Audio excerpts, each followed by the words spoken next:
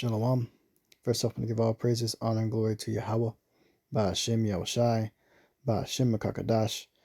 Yahweh being the true name for Heavenly Father, Yahushai being named for His only begotten Son, who what Igly calls God, and Jesus Christ. I want to give double honors to our apostles and elders, great millstone, and taught us truth and will, and salutations to you, hopefully I pushing truth and honesty, sincerity.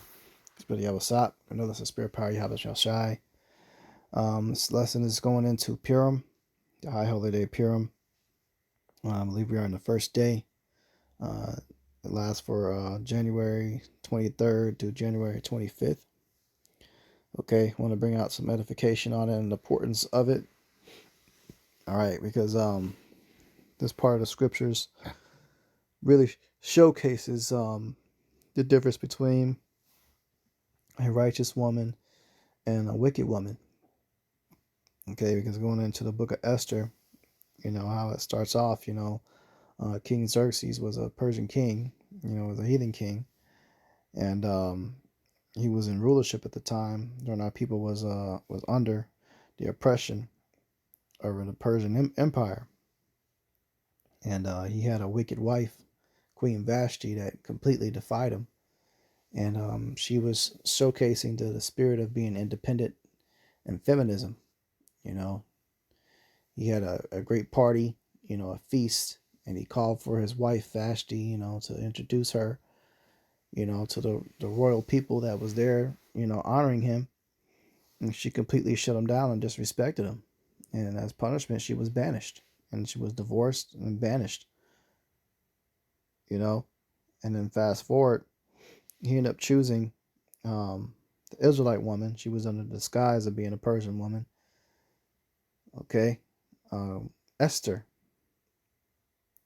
He selected her to be his queen or his wife. And her actions of just being simply a wife had profound effect to the point to where through the help of Yahweh Shem Yahushai and with the wisdom, the entire nation of Israel was spared from obliteration by her just being a wife, man. And she didn't have to lift up a finger to draw any sword. She relied on prayer and fasting, the power of Yahweh Shem Yahushai, being submissive, being humble, being meek, being lowly, and respectful to the king for her requests.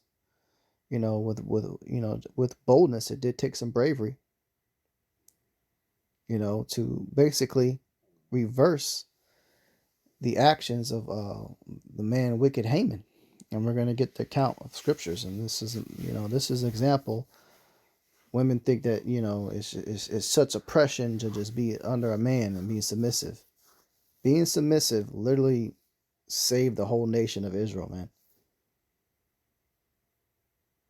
And we're going to grab the account. Okay. All right, we're going to start in the book of Esther, chapter 3. All right, we're going to go down to verse 7. It says, in the first month, that is the month of Nisan, in the 12th year of King Ahasuerus, or we say Xerxes is another way to call him. It says they cast Pur, that is the lot, before Haman from day to day and from month to month to the 12th month, that is month Adar.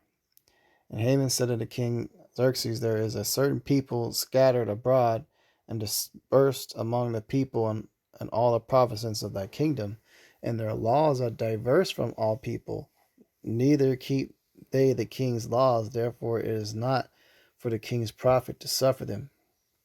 Now Haman was speaking subtly about the children of Israel, because the children of Israel worshiped their higher power, Yahweh, at that time. They didn't believe in worshiping the gods of the Persians. Okay. Verse 9, it says, if it please the king, let it be written that they may be destroyed. Now, he didn't specify which people it was. He just said it was a people. But Haman had conspired to destroy the Israelites. Okay. It says, and I will pay 10,000 talents of silver to the hands of those that have the charge of the business to bring it to the king's treasuries. And the king took his ring from his hand and gave it to Haman, the son of Hammedatha, the Agagite, the Jews' enemy. And the king said unto Haman, the silver is given to thee, the people also to do with them as it seemed good to thee. So he got permission. Okay.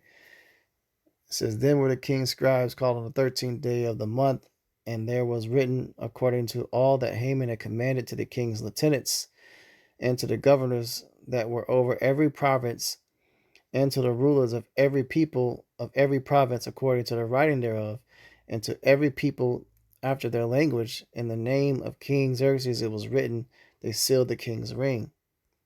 All the letters were sent by posts into all the king's provinces to destroy, to kill, and to perish all Jews, both young and old, little children and women, in one day, even upon the 13th day of the 12th month, which is the month Adar, to take spoil of them for a prey.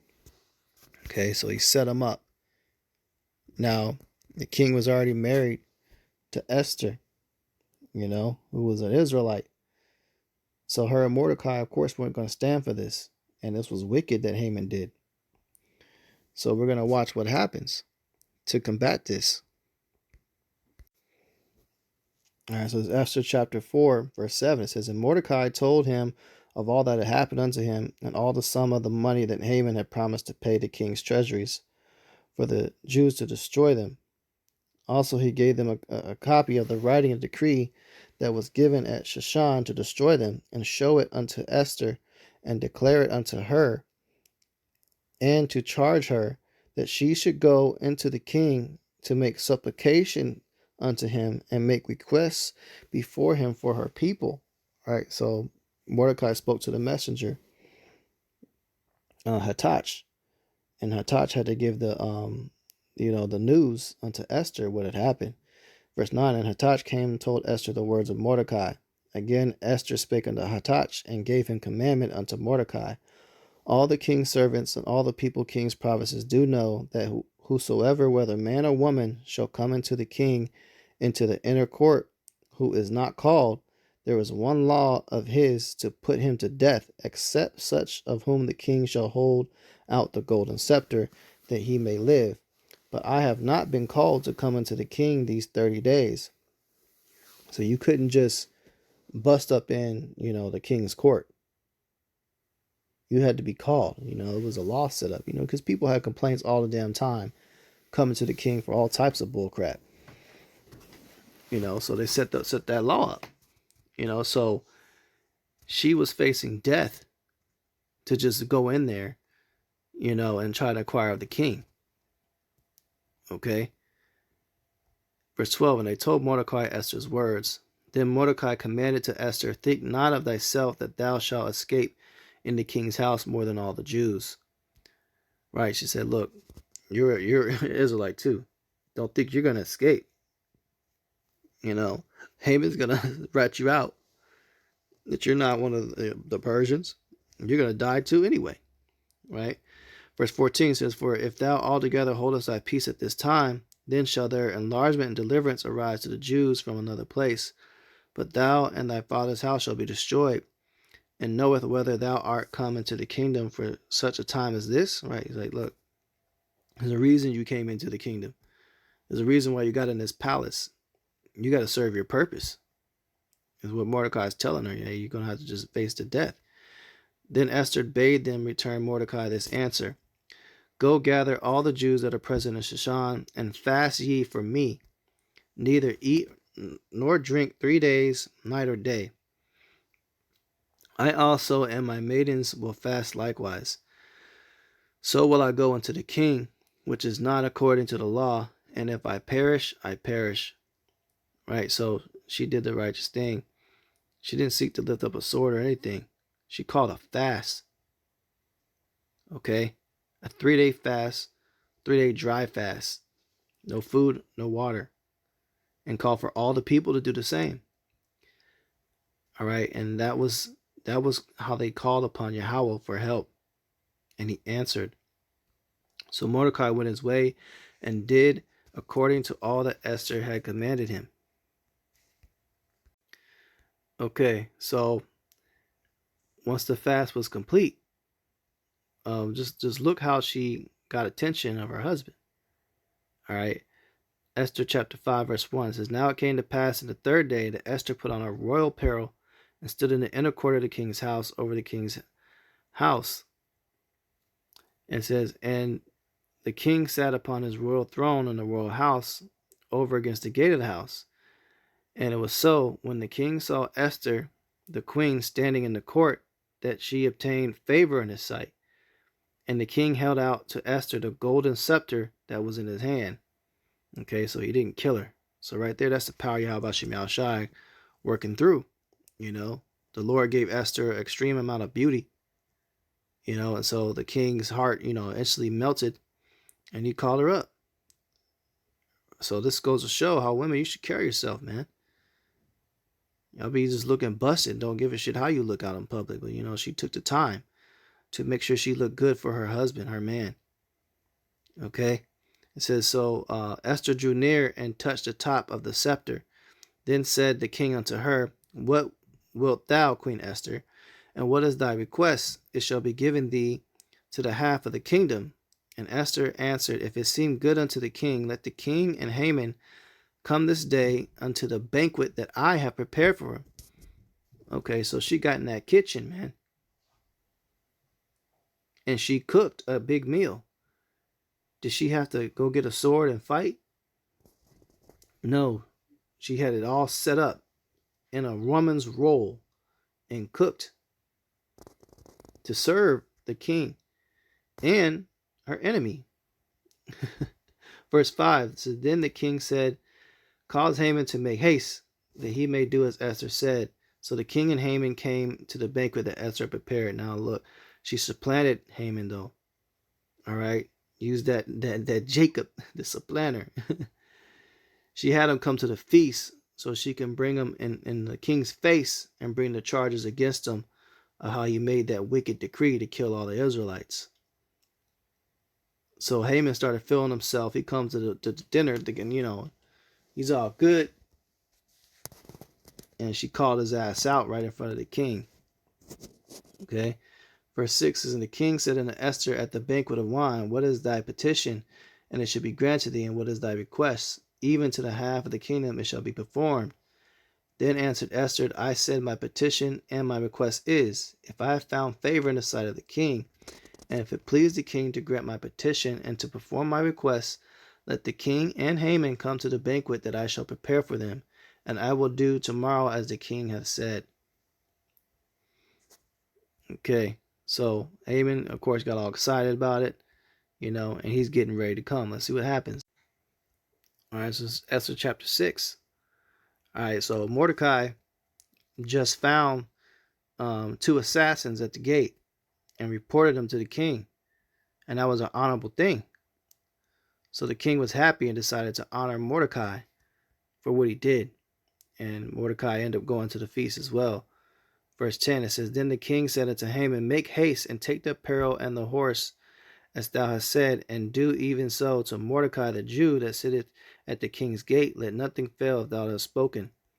So Haman was talking about all he was going to be done to himself, thinking he about to get this royal robe and garments and everything, and gave it right to Mordecai. So that pissed Haman off. That was done right in his face, but this isn't it. Still more to come. It says, Then took Haman the apparel of the horse and arrayed Mordecai, and brought him on horseback to the street of the city, and proclaimed before him, Thus shall it be done unto the man who the king delighteth to honor. Okay, so this is one of the men that Haman was seeking to kill. And what did Yahweh do? He blessed him and embarrassed the shit out of Haman. Haman himself had to put on the royal garments on Mordecai. Okay? It says, verse 14, And while they were yet talking with him, came the king's chamberlain, and hasted to bring Haman unto the banquet that Esther had prepared. All right, this is Esther chapter 7. So the king and Haman came to banquet with Esther the queen. And the king said unto Esther on the second day at the banquet of wine, What is thy petition, Queen Esther? And it shall be granted thee. And what is thy request? And it shall be performed, even to the half of the kingdom. Then Esther the queen answered and said, If I found favor in thy sight, O king, and if it please the king, let my life be given me at my petition, and my people at my request. For we are sold, I and my people, to be destroyed, to be slain, and to perish. But if we had been sold for bondmen and bondwomen, I had held my tongue, although the enemy could not countervail the king's damage. Then the king Xerxes answered and said unto Queen Esther, Who is he, and where is he that does presume in his heart to do so? And Esther said, The adversary and enemy is the wicked Haman. Okay. It says, Then Haman was afraid before the king and the queen. Then the king, arising from the banquet of wine in his wrath, went into the palace garden, and Haman stood up to make request for his life to Esther the queen, for he saw there was evil determined against him by the king. Then the king returned out of the palace garden into the palace of banquet of wine, and Haman was fallen upon the bed whereon Esther was. Then said the king, Will he force the queen also before me in the house? As the word went out of the king's mouth, they covered Haman's face. And Habanar, one of the chamberlains, said before the king, Behold, also the gallows 50 cubits high, which Haman had made for Mordecai, who had spoken good for the king, standeth in the house of Haman. Then the king said, Hang him thereon. So they hanged Haman in the gallows that he prepared for Mordecai. Then was the king's wrath pacified. So they killed his ass, all right? They hanged him. So all the evil he sought against the children of Israel, it reversed. You know, all she had to do was just cook a meal and tell him what happened, man. But she had to go boldly before the king and risk her life coming in there. You know, but notice how the submissiveness, ask permission to speak to him. You know, this is how having a soft spoken tongue, smooth words, and just servitude can go a long way for you women. A long way. Okay?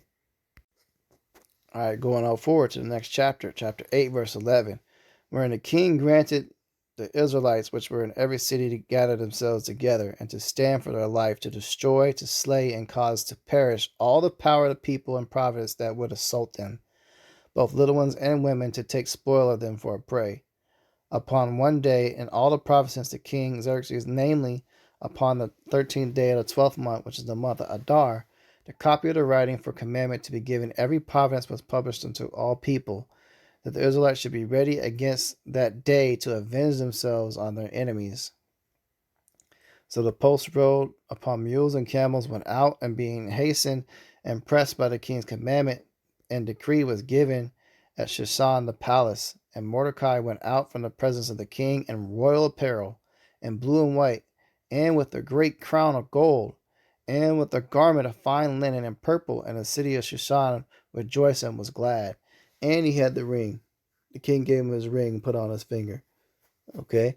So the Israelites had light and gladness and joy and honor. And in every province, in every city, whithersoever the king's commandment and decree came, the Israelites had joy and gladness, a feast and a good day. And many of the people of the land became Jews, for the fear of the Jews fell upon them. All right, so you got a lot of people that started believing in Yahweh, calling upon a name. Even heathens tried to. This is where you had a lot of converts. This is where you have like a comparison to this today is your modern day JEW ish people. People try to convert, and then you had actual Israelites repenting, coming back to the Lord. Okay, and this is Esther chapter 9, verse 1. It says, Now in the 12th month, that is the month Adar, and the 13th day of the same, when the king's commandment and decree drew near to be put in execution, in the day that the enemies of the Jews hoped to have power over them, though it was turned to the contrary, and the Jews had rule over them that hated them. And the Jews gathered themselves together in the cities throughout all the province of King Xerxes to lay hand on such as sought their hurt, and no man could withstand them, for the fear of them fell upon all people. And all the rulers and provinces, the lieutenants and the deputies and officers of the king helped the Israelites because of the fear of Mordecai fell upon them. Right. That's his uncle Mordecai, he was a great man. It was through his wisdom and his guidance, that helped Esther do what she needed to do. He raised her to be the woman that she was. For Mordecai was the great in the king's house. He was also his first advisor. His number one advisor, and his fame went out throughout all the provinces. For this man Mordecai worked greater and greater. Thus the Israelites smote all their enemies with the stroke of the sword, and slaughter and destruction, and did what they would unto those that hated them. And Shushan the palace of the Jews slew and destroyed 500 men, and Parshadatha, and Daphon, and Aspha, and Porthia, Adalia, Aradatha, Paramashta, Arisia, Aradia, Vestathia, and the 10 sons of Haman, and the sons of Hamadatha, the enemy of the Jews, slew they, but on the spoil laid there not their hand. On the day the number of those were slain in Shushan palace was brought before the king. And the king said unto Esther the queen, the Israelites have slain and destroyed 500 men in Shushan the palace, and the 10 sons of Haman. What they have done in the rest of the king's provinces. Now what is thy petition? It shall be granted thee. And what is thy request further? It shall be done. Then Esther said, if it please the king, let it be granted to the Israelites which are in Shushan to do tomorrow according unto the day's decree, and let Haman's 10 sons to be hanged upon the gallows. And the king commanded it, so it be done. And the decree was given to Shushan, and they hanged Haman's 10 sons. For the Israelites were in Shushan, gathered themselves together on the 14th day of the month of Adar, and slew 300 men at Shushan. But on the prey they laid not their hand. But other Israelites were in the king's provinces gathered together, stood there for their lives, had rest from their enemies, and slew of their foes 75,000. And they laid not their hands on the prey. On the 13th day of the month Adar, the 14th day of the same, rested they, and made a day of feasting and gladness. But the Israelites that were Shushan assembled themselves together in the 13th day thereof, and the 14th thereof, and the 15th day of the same day, saying they rested and made it a day of feasting and gladness. Therefore the Jews of the villages that dwelt in the unwalled towns made the 14th day of the month Adar a day of gladness and feasting and good day, sending portions one to another. And Mordecai wrote these things letters unto all the Jews that were in the provinces of King Xerxes, both nigh and far, to establish this among them, that they should keep the 14th day of the month Adar, the 15th day of the same yearly, as the days of Jews rested from their enemies, and the month which was turned from sorrow to joy, and from mourning into a good day. They should make them days of feasting and joy, and sending portions one to another, and gifts to the poor. And the Jews undertook to do so as they had begun, and Mordecai had written unto them. Because Haman the son of Hammedatha, the Agagite, and the enemy of all the Jews that devised against the Jews to destroy them, and had cast pur, that is, the lot, to consume them and to destroy them. But when Esther came before the king, commanded by letters that his wicked device, which he devised against the Jews, should return upon his own head, that he and his sons should be hanged in the gallows. Wherefore they called these days PURIM, after the name of Pur. Okay, which PURIM goes into break. All right, so they break the lot. They broke the lot that Haman cast. So therefore, all the words of this letter and of that which they had seen concerning this matter, and which had come unto them. All right, so this is where you get the high holy day, Purim, and we have a feast. Okay, we have a feast yearly for this. Basically like 2-day feast. 2 days we have a feast. So on this day, you want to enjoy yourselves and remember the honorable acts of Mordecai and Esther. And how we have the victory over our enemies. And it's also a lesson unto the women that want to be wicked and disobedient to their husbands, that you have a judgment. Those of you that disrespect your men, you will be casted away. You will be exiled. And ultimately, today's judgment for that is you're going to be put to death in the days to come. Because without having no husband, a righteous man of the Lord is a death sentence. you know, and it's an example of how powerful just being a submissive wife can be. A wife that reverence her husband is honorable,